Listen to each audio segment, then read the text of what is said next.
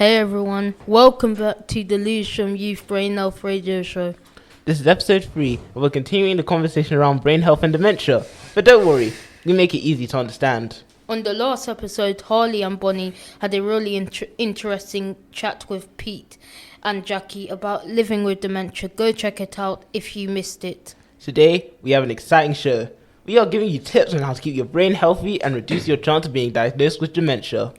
We are part of the Lewisham Youth Brain Health Champions, so this show is being brought to you by us, Miguel and Jermaine, and the other champions, Bonnie, Harley, Jess, Henry and Paul. And guess what? We have a guest on the show today, Dr Kritika Samsi. She is a researcher at a university in South London called King's College London, and she knows a lot about dementia. Hey Kritika, thanks for being here. Hello, thank you to you all for having me here. I'm so excited to be here because I think this is a lovely initiative to make brain health more accessible for people in South London, so thank you very much. It's an honour to have you here, Kritika. To help our new listeners to understand what the rest of the episode is, because we mentioned dementia a lot, could you please explain what it is in a simple way? Yes, of course. So dementia is essentially a disease of the brain.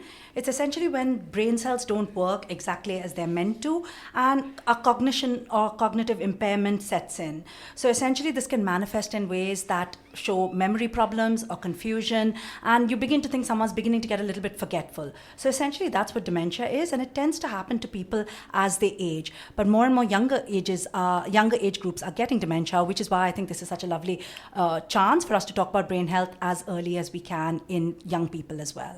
Thanks, Kritika. Stick around because we will be chatting more to Kritika later in the episode. But first, it is quiz time. Feel free to join if you want. Alright, let's test how much we know about keeping our brains healthy. We have a guest in the studio to take the quiz. What's your name? Hi, my name's Kitty. So here is how the quiz works. We ask you 3 questions. If you know the answer, you tell us what it is. If you don't know the answer, you can ask for multiple choice options or get help from Kritika. Kritika will also let us know if the answer is right or wrong. Okay. Are you ready? Yeah, I'm ready. Okay, question 1. What percentage of dementia cases around the world can be delayed or even prevented? Option A, 30%. Option B, 45%. Option C, 65%. Oh, it can be, not are. I'm going to be optimistic and say 65%. Should I give you the correct answer? Yes, please. No, it's 45%. Okay. Well, at least it's near halfway, which shows that almost half of dementia cases can be prevented if you have a good brain health. On to the next question. What is one thing that's linked to being diagnosed with dementia? A, obesity, B, depression, C, high blood pressure, or D, all of the above. This is a hard quiz. I'm going to say all of the above, D.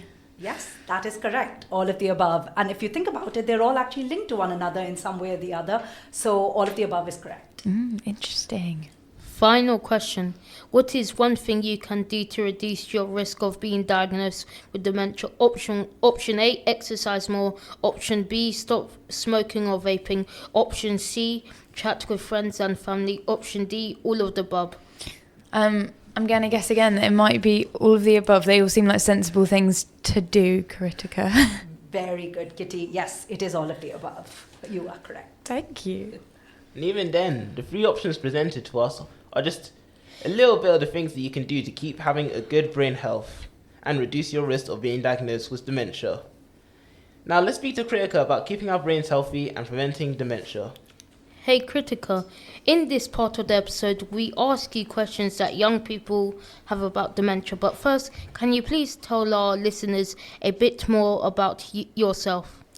Yes, of course. So I'm a researcher At King's College London, I work on studies that look at how people with dementia and family carers can be better supported. So this includes how they can have better access to services that make them stay in communities in their own homes for longer.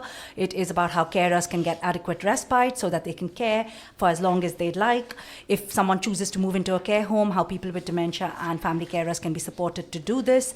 And I also do work with care workforces that support people living with dementia. So this is home care workers or care home workers, because we realize that so much of the support they give people with dementia and family carers is vital to them either living at home for as long as they like and enhancing their quality of life.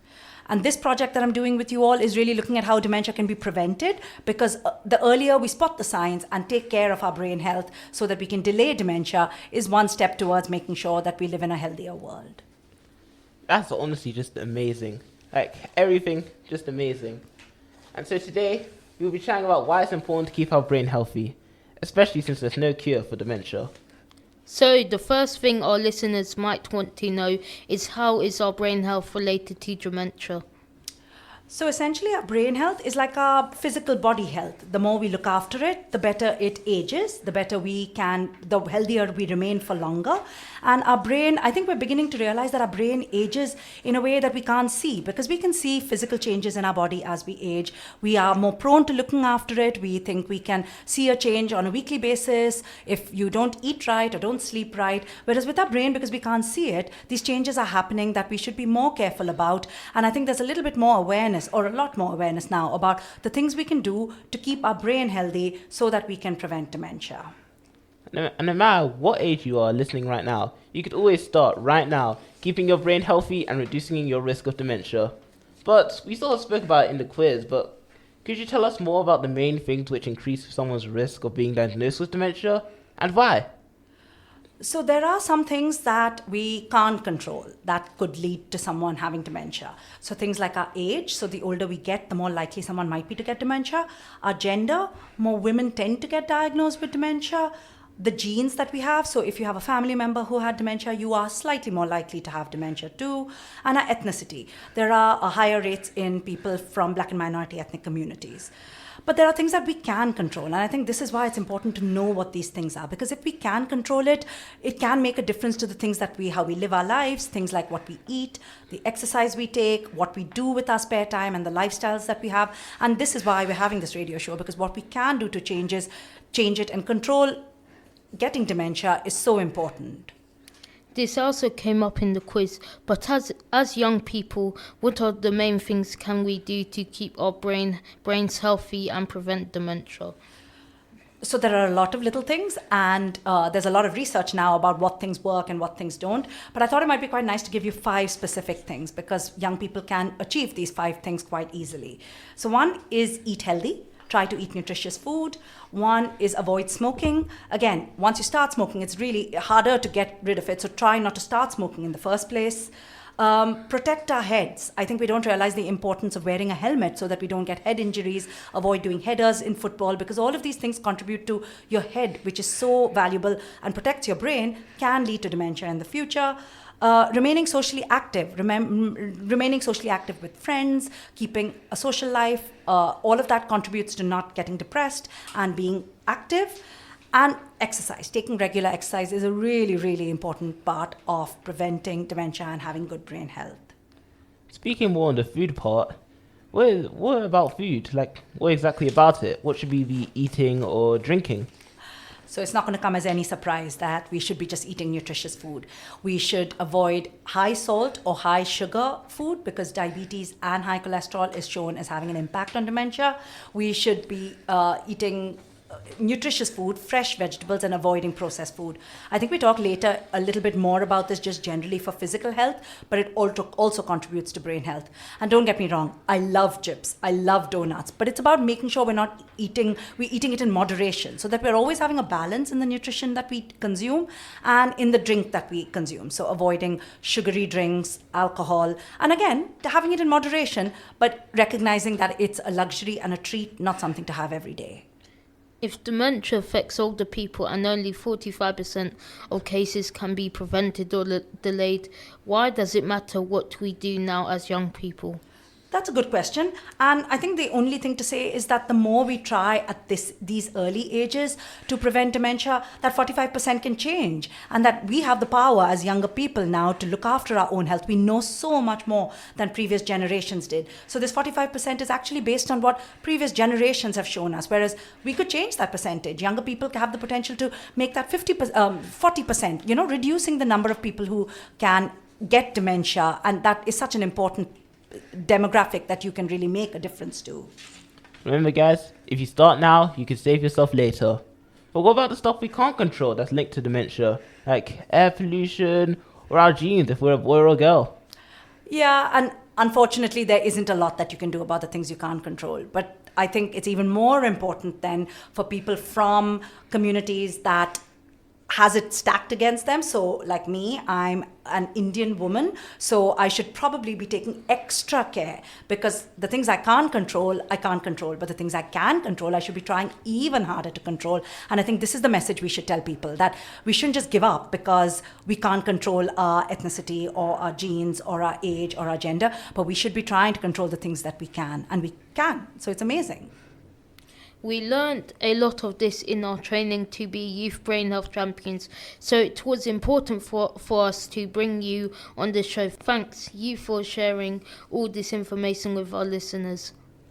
Thank you. It's been very, very much my pleasure. Thank you very much. Now, usually we would have another guest on the show, but instead we decided to do a role play to share information about keeping our brains healthy, particularly in Lewisham. Let's start with food. What tips do you have? Well, there's this thing called the Eat Well Guide. It shows you major food groups to get your nutrients. There's even an African and Caribbean version of it. Lewisham Council also has a nutrition book for African and Caribbean families. You can check it out on the Lewisham Council website, and maybe you could even try 1 or 2 recipes this week. What if I'm feeling low and depressed? I do hobbies and things I like sports. Maybe you can give it a try too. You can also try speaking to your family, local GPs, or teachers to give you support. There's also the Lewisham Youth Service, which has a list of clubs and activities for young people online. Thanks for that information. What about being active and doing exercise? Sometimes I struggle. Do you have any tips? There are a lot of few things you can do.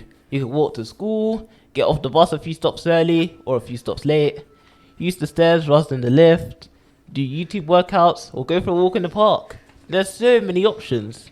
And what about young people with drug and alcohol issues? Well, if you're currently under 25 and live in Lewisham, Insight Lewisham is in the Catford Centre and they can help. It's private and it's free. Thanks. Those have been lots of great tips. I'm going to try them out. We'll put links of what we spoke about in the description of this episode. Check out the Youth Involvement and Engagement Lab YouTube channel for them. It's now time for the last bit of the episode. It's time to hear what you, as young people in Lewisham, had to say. Today we asked, what is one thing you have done to look after your brain health this month? I've made sure not to spend too much time on electronics. I've started reading more again because I stopped for a while. But yeah, going on walks as well. I'd say getting enough sleep, but also not much. But then that also shows how important it is to take care of your brain. Really, I haven't really done anything, but I would say just a little bit of exercise during gym, and yeah. Maybe read my Bible to get a closer relationship with God and to keep my mental health intact, and yeah, Allah may He'll be guiding me. More sleeping, more training, trying to be more active because that helps with brain health. I think also eating healthy is a very important thing as well. Yeah. Get 8 to 9 hours of sleep. One thing I've done to look after my brain health this month is get a lot of sleep. One thing I've done to look after my brain health this month is by exercising to release stress and to make sure I'm not strained or anything, just to be better as a person. I've been taking breaks from my phone and spending time revising or building Lego. It helps me relax and focus in different ways. I think it's good for my brain because it gets me thinking creatively and problem solving instead of just staring at the screen. So this month, every night before I go to bed, I try to read my Bible. I try to pray to God, get a good relationship with Him. And obviously, I try to do exercise when I can. And yeah. I like the information that all those young people that had inputted. It really goes to show just how many young people out there have information on how to keep their brain healthy and prevent dementia. Although I'm a bit concerned about the fact that a lot of people mentioned the sleeping well. So maybe I have a challenge for everybody listening. Check how long you're sleeping for. Make sure you're sleeping for the right amount. But Kritika, what do you think of all the things that the young people had shared?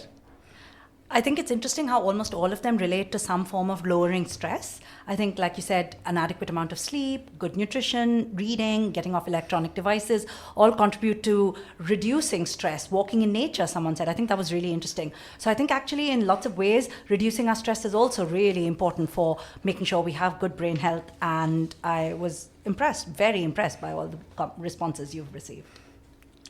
Thanks to everyone who responded to our question. That's all we have time for on today's episode of the Lewisham Youth Brain Health Radio Show. Here's another challenge for you. Do one thing every week to make your brain healthier. Are you going to swim? Are you going to go on a walk on the park? Are you going to meet up with your friends and have a funny conversation? It could just be one thing. Thank you to our brilliant listeners and guests. Kritika, it was great to have you here for our conversation. The next episode is the final one. Jess will be chatting with us, the Youth Brain Health Champions. Kritika will also be back to talk to us about careers in brain health.